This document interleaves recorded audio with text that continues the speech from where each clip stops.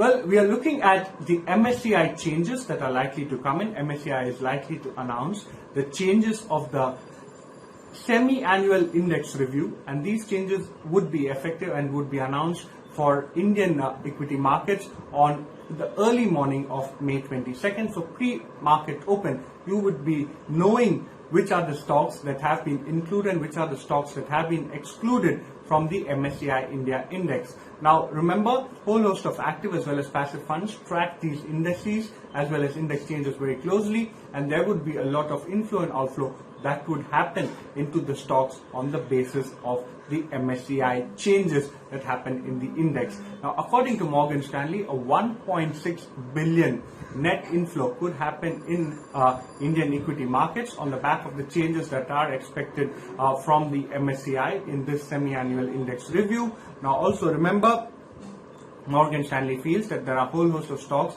that could enter. They also believe that the Adani group of stocks could be major beneficiaries. Adani Enterprises, Adani Total Gas, Adani Transmission, Chola Investment, SBI Cards, SRF, JSPL.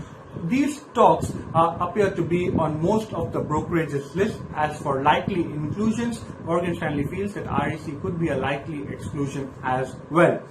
What Edelweiss Alternative Research is saying is that MSCI is likely to announce the results of the semi-annual index review on May 12th. All changes would be made as on the close of May 27th. So May 27th is when these changes will happen, and May 27th is when you would see the actual inflows and outflows from passive funds. Active funds generally start positioning themselves a lot earlier.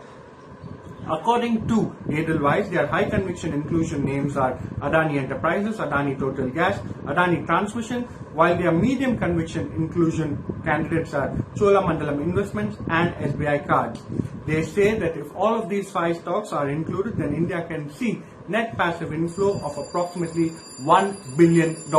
So overall, when you are looking at the MSCI index, remember there are a whole host of stocks that can be impacted, and now the MSCI has also made multiple changes in terms of the foreign inclusion factor, in terms of the free float of the stock. You did see some inflows coming into BPCL, you did see some inflows coming into SBI Life. After block deals happen in both of the companies, free float increase and the foreign investable factor increase on the back of that. Vedanta, on the back of promoter upping the stake, free float decrease, and which is why you did see some outflows coming in Vedanta as well. These stocks generally in the run up to the MSCI change tend to outperform or underperform depending on the inclusion and exclusion, and it's a very important event that a whole host of market participants track with a lot of interest.